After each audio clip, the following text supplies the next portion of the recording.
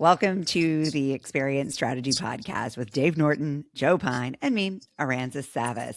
I've been laughing a lot lately at the fact that every time I open social media, the first phrase I see is, "You're doing it wrong," or Right. "death of," right? Like, I think AI has written everyone's content, and so now it all sounds the same, which is a shame. Right. Yeah. But it's only highlighting what's been the case for a very long time. We are using really alarmist storytelling to point to very obvious issues. So we're going to talk about that a little bit today. The first article we have on tech today is from Swift ERM. It is about autonomous individualization. The title of theirs is appropriately "Death of the Segment: Why Personas Are Killing Personalization." Meanwhile, over at Forrester, we have Audrey Chi Reed, a principal analyst, saying, "Your personas are outdated. It's time to evolve your approach." She's a little more serious, but they're saying the same thing about two slightly different but totally related ideas.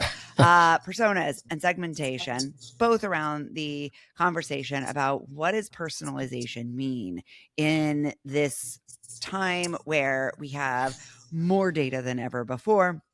We have more discretion with how to use that data, more automation available to us, higher expectations from customers than ever before.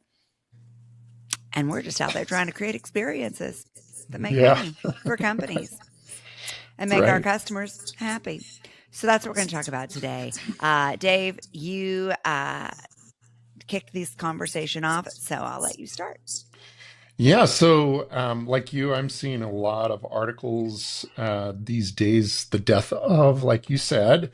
I'm seeing a lot of articles and a lot of posts on LinkedIn about the persona is dead. Yay! Now, yeah, anybody who has been listening to our podcast or has worked with Stone Mantle in the past knows that this is something that we have been bringing to the fore for a long time. Okay. And I like to start with, you know me, a little history lesson. Okay. The term persona was really kind of generated 1999, 2000, 2001 as a design thinking technique to help engineers within an organization think more like their customer. You mean it wasn't for Okay. marketers? No, Really? it wasn't. Wow. You know what? It wasn't. And what happened over time is that language, it worked. It helped engineers Right. to think more like their customers, which we all needed at the time. Yep. But then over time, it became merged with segmentation. And the reason why companies segment is because they need some kind of stable determinant for what their market looks like. And over the years, they've come up with all of these different stable determinants. Like they could say, geographically, this is my area. So that's my stable determinant. Demographically, I'm going after women. That's my stable determinant. Segmentation is basically, we can find these people, we can identify these people, and because we've identified them, we know we have a market. That's really what segmentation has been about. So, we have been saying for a long time, hey, as AI comes along, as more technology comes along, what the consumer really wants is whatever they need in the particular situation that they find themselves in. I feel like I'm talking about situations all day, every day, all the time, because there's so much that people just misunderstand, I think, about what's going on. Dave has yet to find a situation in which talking about situations does not work. Right. I know. It's like right now, it's my hobby horse for sure.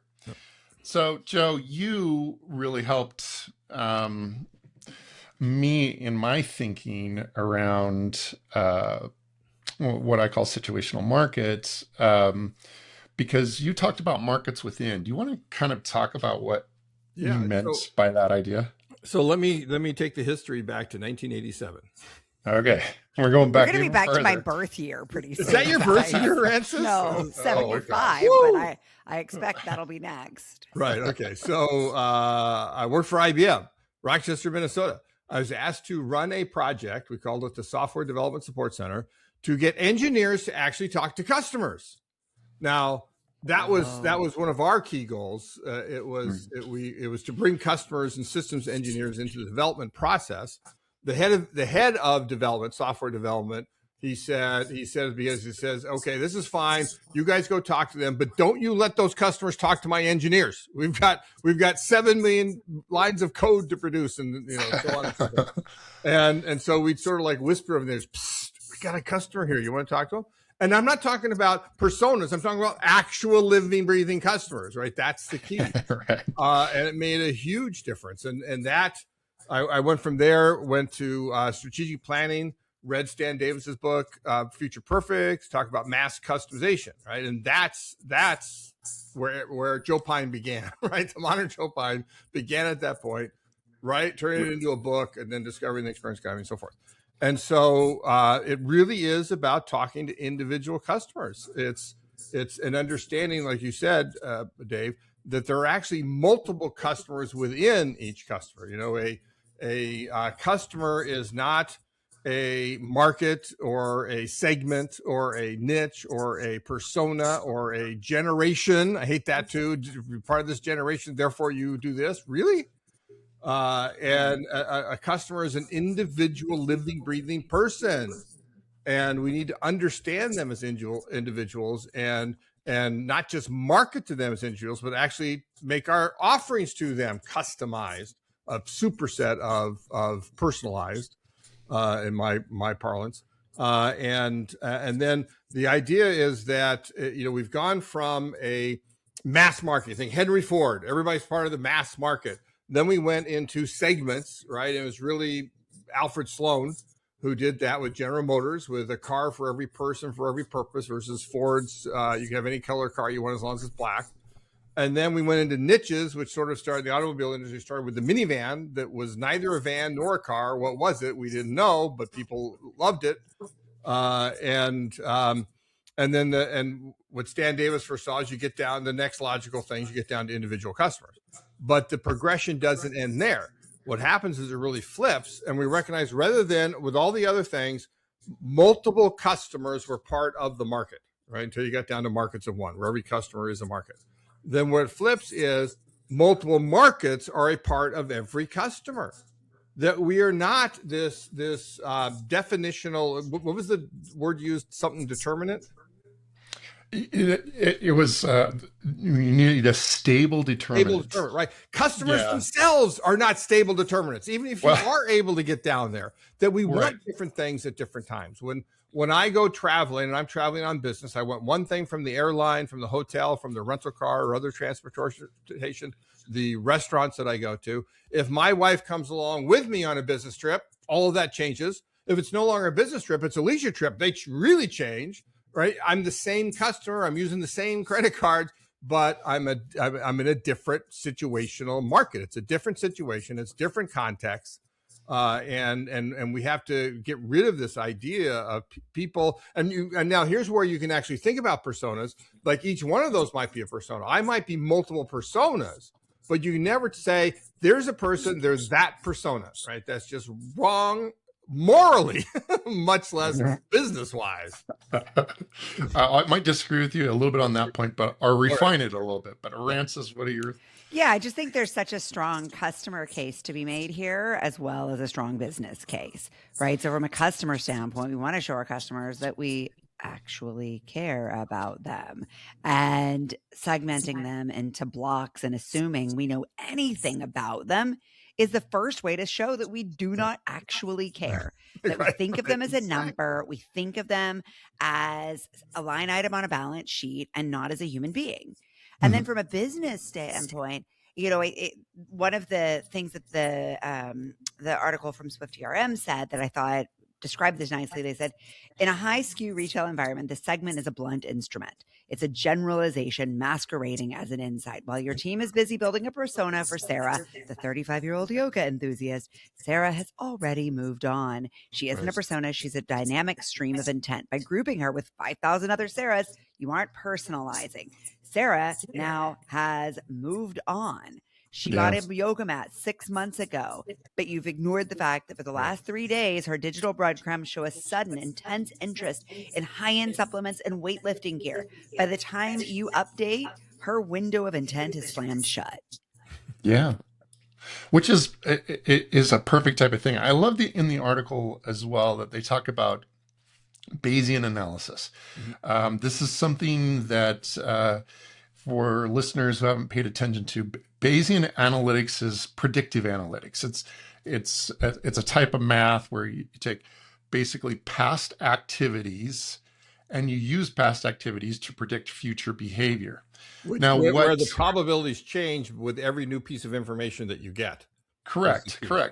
What historically the personalization folks have done is they've identified, yesterday you watched a romance on Netflix, therefore tomorrow you're going to want a romance on Netflix. Okay. So they're basically using your purchase behavior or your click stream to determine that. What the world that we live in today is much more sophisticated, and artificial intelligence is helping with this. So now we can use Bayesian analytics to determine context, to use context to help to support, and predict what the next future thing is going to be. So the reason why yesterday I watched a romance is because it was Friday night and I was with my wife and that was the context. That's enough. Don't give me more information. All right, there you go. So that's the context. And what's interesting is that Friday nights can be very predictive of a lot of people's behavior. So if you're looking for that stable determinant, look at the context. Look at and the common situations, the patterns for common situations. Because I'll tell you, I think the way that Joe travels in his personal life isn't that much different than other men who travel in their personal life and also like golf. Yep. Sure, we got to take into consideration preferences. And cigars, we got to take into consideration some preferences. So I'm not saying that. I also think, though, the time aspect of this is valuable, right? So we just watched this with the latest Apple Watch update. So historically, if you go into the fitness, it scrolled in the same order every time. Then they got better and they just gave you whatever you'd done last. Now in this latest update, I've noticed that it's giving me what I usually do on that day of the week. So I lift on Mondays and Wednesdays. I run Tuesday, Thursday, Friday, Saturday. Now when I open it on those days, it shows me running first. On my lifting days, it shows me lifting first. That's a pretty significant shift in how it's serving up the options for me. The recommendation. Yep. Now you can change it if you want. Such a simple hack. Right. Yeah. But it knows that you're going to watch romance movies with your wife probably on Fridays. And I think that is a key aspect of this. Right? I don't know what are why our more patterns? I don't know why more companies are not paying attention to simple calendaring. Right. Because mornings pretty much behave the same, and afternoons Monday through pretty much Thursday, right? Maybe right. Friday's an anomaly. Who knows? Restaurants get this. You Yeah. don't serve up breakfast food typically at 9:00 at night because they get it. They understand the context. I love breakfast food for dinner. It feels like I'm getting away with something. Yeah, but that's College an town. occasion. Yeah, Right. yeah. But that's its own thing. But you're right. Yeah. There are really simple assumptions we can make. And I think where we make the mistake is kind of trying to over-engineer this stuff and make assumptions that just don't actually hold water. Yeah. I personally believe, actually, we've been doing a lot of research on this. So we know it. You personally can support. I personally can support the idea Research shows. that you can actually aggregate situations. Situations can become that stable determinant. Okay, we actually did a study. This is a couple of years ago for a firm that you push a button and it gives a smiley face if you like the bathroom and if you don't. We did a study where we looked at Chicago and the Chicago train station and whether or not people use the bathroom changed because of the weather. I know this is kind of gross, but think about it. Versus the gas station in France. All right, so very different contexts. When the weather changed, was there any impact on people's patterns, their behavior? When the weather changed in France, the number of people using the bathroom went way up in gas stations. It didn't change at all in Chicago in the train stations. That's a fascinating thing to pay attention to. It's a completely different audience, right? Yeah, well, you're right. There's a totally different set of things that are occurring, obviously. And we can go deeper around that. Yeah, I have many questions because I ran the Paris Marathon. It's the only marathon I've run that didn't have toilets. Oh my They only had urinals. Barbarians. No, they All only of had them. urinals. Half of the population running this race, 20,000 of the people running it, needed to sit to pee. How? They had one toilet and like 100 urinals. Those sexist pigs. Well, I wasn't going to say it, but I think like they were really designing for an imaginary audience there. Yeah, they had a persona. They had a persona, and It it was does the remind guy me too. who bought the toilets, the exactly. renter. Yeah. Yeah, the first time I went into the American Girl place, men's bathroom, they had products that men can't use that women sometimes needed. And because obviously they had turned a women's bathroom into a men's bathroom when they realized that fathers loved seeing their girls' eyes light up and buy American Girl stuff too. Yeah. Interesting. Yeah, I so wondered if maybe they had done it because they were dads, but hopefully not at that age. The girls don't need to go. Yeah. That would be Though right. the age of American we puberty has digress. reduced Yes. drastically. We digress. So I think one of the things that we're saying in part is that companies, in order to identify a market, in order to grow, there have to be certain things that they can count on. And one of the things that and I think this article does a great job, like technology is making it possible for you to do some of the things that Stan Davis was talking about way back in the 90s. And it's just taken a long time for technology to get there. So we now have the technology. We can no longer use the excuse that we can't do one-to-one type of things. We certainly should be able to do that kind of thing. But if that still seems scary to the company, think about aggregating situations. Really, think about it.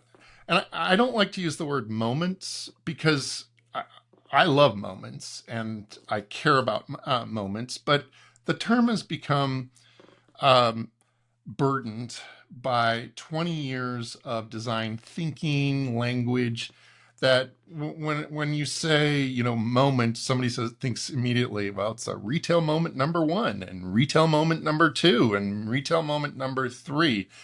That's not what we're talking about. We're talking about something that's far more organic, far more contextual. And so I think situations works better. And based on customer in, not retail outlet out or product out. Right. Customers have access to the same AI. They can customize their experience just as easily as you can customize it for them. So, they'll set it up for their context every single time. Vibe code their shopping experience. Yeah, absolutely. I do. We have a lot more power, and we expect a lot more if we're going to give somebody our money. Yeah. Exactly. All right, guys. Speaking of giving money, let's talk about luxury wellness on the next episode. What do you think? Sounds All right. great. All right. All I'm right. up For those that. of you listening, find us over at the Experience Strategy Podcast or Substack and podcast and all the places. Or you can connect with all of us on LinkedIn. We'd love to hear from you. All right. You want to just keep rolling? Yeah, let's just keep rolling. All right. I know. Let's see what we're going to talk about. Rise of wellness travel. Been rising for a while. I know. This is a year old, too.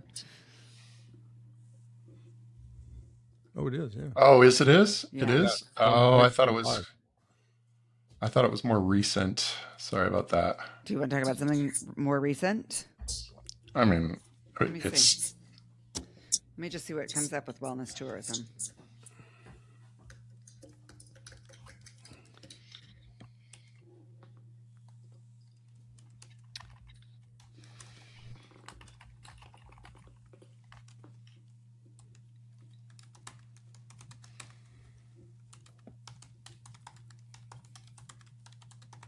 Trying to come up with somebody who we actually care about. Forbes. okay. Best luxury hotels for wellness travel. No, that's just who to choose. But that might be interesting. Travel and tourism as tourism hits 900 billion. Yeah, here we go. Okay, you're gonna send it Yeah, to me? it's perfect because it's about immersive programming. Is Okay. there a chat? Yep, coming your way. Chat. I say that, I got to find the button. Okay. All right, let's read this really quickly. Got it. Mine hasn't come through yet, so. It's on the chat on. Oh, it's on there. Okay. 12 luxury hotels leading the shift.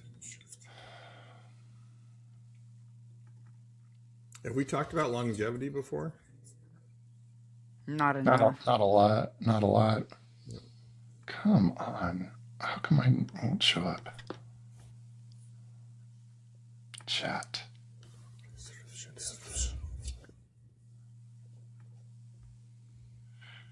It is not Aransas showing up on mine. Can you resend it?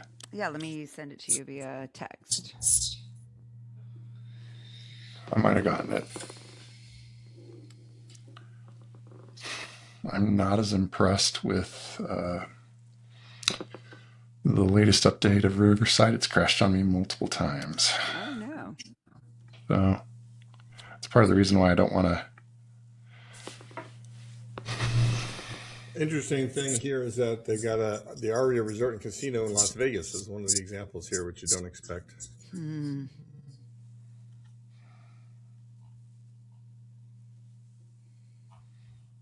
Okay. All right. Well, I will. It's just pretext. So, You guys ready to go, or? I'm scanning. yeah, find something to quote, Aransas. Yeah, this is pretty cool.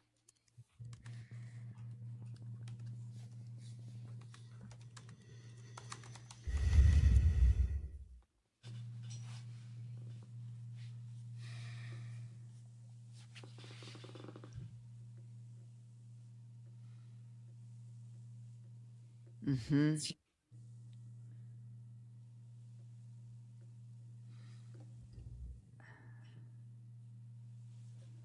Okay, I didn't read them all, but that's fine. I think I read enough to guess. Yeah, well, the first three paragraphs are key. Yeah.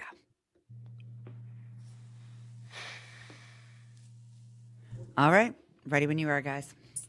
Okay. Welcome to the Experience Strategy Podcast with Dave Norton, Joe Pine, and me, Aransas Savas. Today, we're going to talk about a recent article from Forbes. The title is Wellness Tourism Could Top 900 billion with a B in 2030. Luxury hotels are racing to keep up. They highlight 12 luxury hotels that are leading the luxury travel shift through and this is important for our purposes, immersive White Lotus style wellness programming, longevity driven design, and destination spa experiences. I mean, it's a lot of, luxury architecture porn in this article. So if that's your thing, you should definitely read this. I want to go to all of these places now. So sold. Thanks for influencing me, Forbes. Beyond that, though, to our point here on the Experience Strategy podcast, I think there are a few things we really need to talk about. Number one is luxury, which we've talked about a lot on this show. Number two is what the immersive aspects are and how important that is.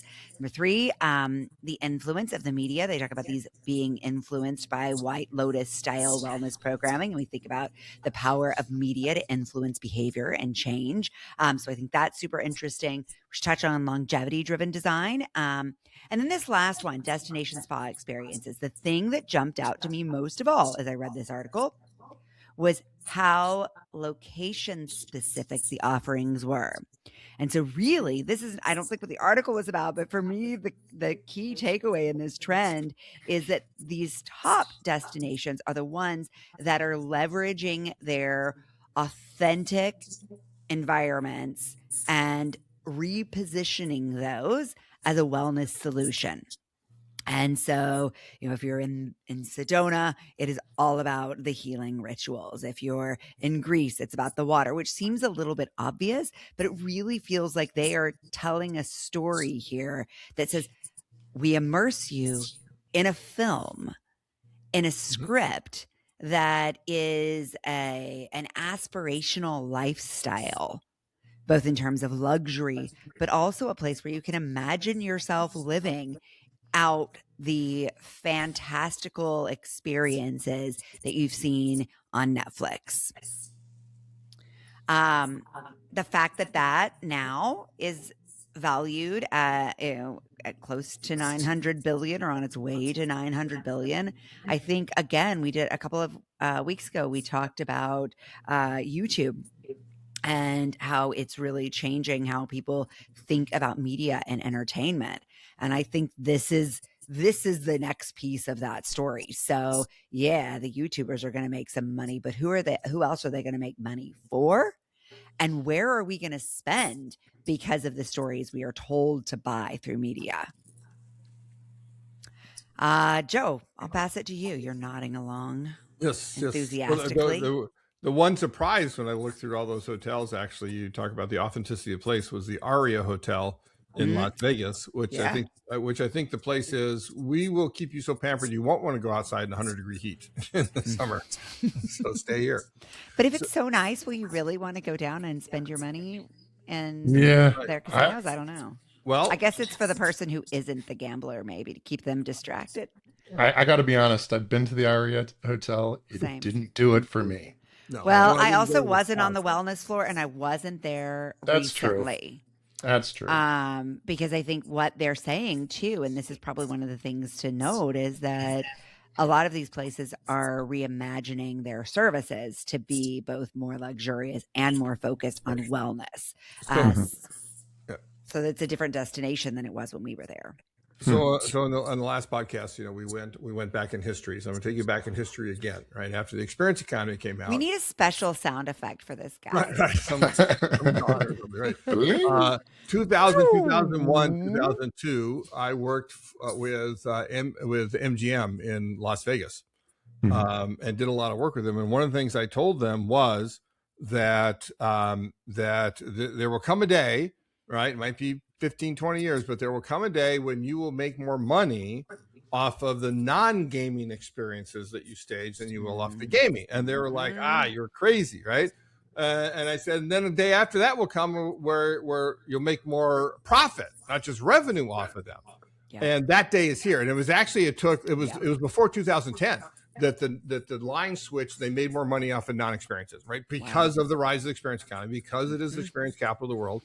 Today, I haven't seen this number, but I'll guarantee you they make more profit off of non-gaming experiences. Hotels do. So Aransas, to your point, they don't care if you go to the spa instead of gaming anymore. There's so much profit. There's so much in that spa that the average per minute, right, the money value of time, as we called it in the 2020 re-release of the experience economy, is measure your money value of time, and it's higher for the spa than it is for gaming, that they're getting. So, and obviously this is also part and parcel of the trend towards the transformation economy, that it's not just about the memorable experiences, the meaningful experiences, or the transporting experiences. What you're saying, Aransas, is a lot of these places, the Greek Ocean and the Moroccan was another one, the Moroccan Desert and others. Right? These are awe-inducing places. These are not just memorable and meaningful. These are transporting experiences. Yes. And within those, you can then have these transformative experiences of going through this and going on a wellness journey. Or often it's you're already on this wellness journey and you're going on vacation and you're going to use this to take the next step on that journey. The hotel and spa is almost like a chrysalis between what you were before and what you're going to become, and they're helping you do that. And if you think of your place as a chrysalis, whatever it is, then there's so much value in thinking about how you help people on their journey. I first came up with that idea at a third place summit in Rotterdam in January, whereas all these third places, surprisingly, a lot of them were libraries, but the libraries consider themselves third places as well. And I told them that this is what you need to do, is think of yourself as a chrysalis. Everyone coming through there is on a journey. And how do you help them reflect and push them forward to the next part of the journey? And when you're actually providing the daily fitness regimens, the longevity and the energy programs, the luxury skincare, all the anti-aging supplements, doing the spas and massages, you just do a tremendous push forward on those wellness journeys. Well, and I think the longevity piece of this is especially relevant, right? Because a lot of these other things like a massage, in our research with people in terms of their definition of transformation, we came to understand that it was less expansive than we might have initially thought, that they really were looking for that sustained impact and something more profound than a massage or a facial could ever give them. But longevity, that's true transformation. Right. And so I think that, and I kind of think that this ability to step into imaginary worlds is creating an impression of transformation, even if it's not actually delivering transformation. So I think that's kind of interesting. It's fascinating to think about what transformation means. High-end, elite, luxury transformation. What does that mean? You're going to live years longer. You're going to be stronger. You're going to be more in balance. And you'll be more healthy in the years that you live is one of the key things. Yeah, right. That's a fascinating. And richer. Yeah, well, I think all of that is how much really money you spend on the longevity. Irrelevant. We don't want that's. You can't logic emotion, Joe. But I think that's a fascinating kind of thing to take a look at, because it is kind of that convergence of things like GLP-1s and biometrics and prevention and hormone optimization and fitness tracking. All of these different tools. Ooh. Yeah. Oh, yeah. Let's do an episode on that. That's one looks maxing. Ugly. Yeah. Yeah. I love it when we interrupt ourselves with a different episode we want to do. But you've got all of these different things that are kind of converging at the same time and creating this luxury experience. Luxury used to be about exclusivity. Only a few people could participate. And maybe to a certain degree, that's still the case. Certainly the cost is prohibitive for some people. But what I'm understanding now is it's not like who has the biggest diamond. It's not like who has the nicest car. It's like who can go to Greece and enjoy the waters of Greece, really feel the blue that's associated with everything Greece, and eat the food and walk away with their sleep better, their biometrics better, fully prepared for the next wonderful experience that they're going to Actually have. rejuvenated. And like really, when you present it that way, just Mm-hmm. like sit with it for a second. I think it makes so much sense that we're willing to spend so much more on that Yeah. because it is lasting. It's an actual transformation instead of just a temporary visit to a destination. Yeah. It's a It's a fascinating much thing. bigger promise and it holds much higher value, which is the whole premise of the transformation book. It's interesting that the number one thing we think that you could do to make the value increase is cost free. And that's just a little bit of reflection. Yeah. So like you give them all of these, you do the biometrics, you do the prevention, you do the hormone optimization, do all of that right there in Greece, but you got to get them to reflect, which is cost nothing. But if you do it, it makes all the difference, right? Remember we were at the Rival travel event last September in DC, right? And working on that, we came up with the idea that the understanding rather that reflection automatically and retroactively increases the value of the experience. Right? If you just get people to reflect on it, to understand what the highlights of it were, then it cements those memories in. To understand the impact it's having on you now, which then helps you cement your aspirations and what you're trying to become, and then think about what the possibilities are in the future, which can include, man, I got to do this again, and I got to tell my friends about it, and so forth. So you're increasing the value by getting your guests, I'll say, your aspirants to reflect. It's one of the number one things that experienced stagers don't do today. Did you guys watch White Lotus? No. I've watched a couple of episodes. I've seen the whole season series. one. No. Okay. So most recent series really focuses on the power of the guide, both for good and bad, right? So you have one. I was going to say, don't people die in this thing? I thought that. That's part of the thing. But not one of the guides, right? Like, and there's always guides though in every season. No. And so like in this most recent season, there is a guide who is a destructive force, but there also are guides which are highly productive forces. And you actually see, as a part of this imagined landscape, you see what it might be like to actually have essentially a therapist with you on your holiday. Sounds crazy. It does sound crazy. And yet it's actually sort of beautiful. And they kind of demonstrate how intimate this relationship can be in this sort of transformative setting, right? You have a character on a hero's journey, on a mission, and you have this guide there to both counter their base influences and to inspire their better choices. And sometimes that goes well and sometimes it doesn't. But I actually think for folks who are trying to understand the potential of the transformation economy, I think it's a pretty interesting way to start imagining and envisioning what's possible. Did you say it's on Netflix? I think it's Netflix. Is it Netflix? Right. I think it's Hulu, isn't it? Hulu. I think it's on Hulu. I thought one of the reasons I didn't watch it was on something else.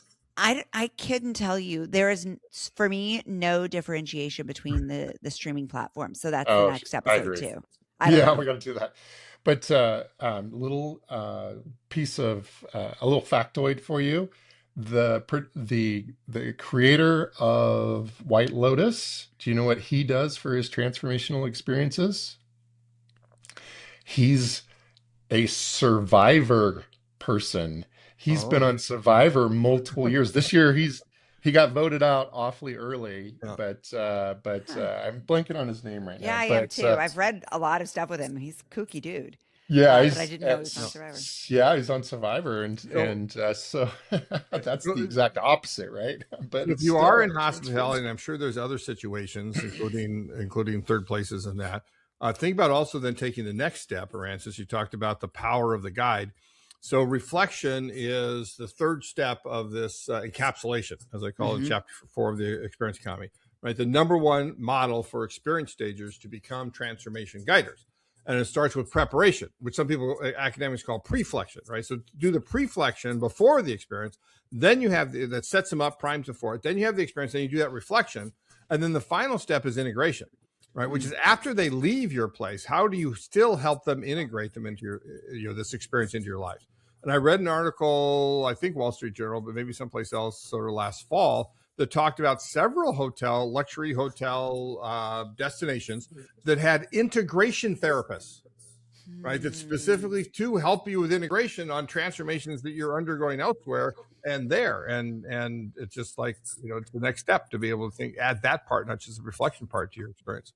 Yeah. I've heard about that a lot with like ketamine therapies and plant medicine, that people are using integration therapist for that, but I hadn't heard about it. For Othership in, I don't remember if it's in Brooklyn or Othership. Yeah, totally. Yeah. And first in Toronto, right? I mentioned them in the book because that's one of the things they do as well, is that people go on an ayahuasca thing and you come here, no drugs in here, but we can help you integrate whatever it was that you experienced out there in the desert and have it actually make a difference in your lives.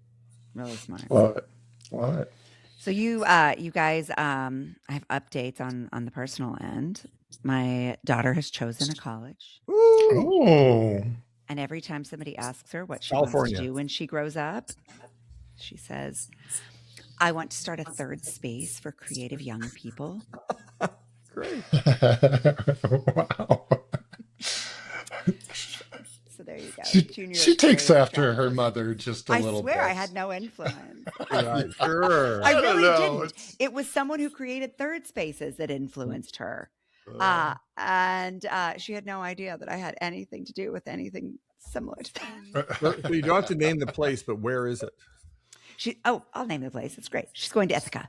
It's huge school. Ithaca, okay, in New York. Yeah. Ithaca. Let's be on the East Coast then.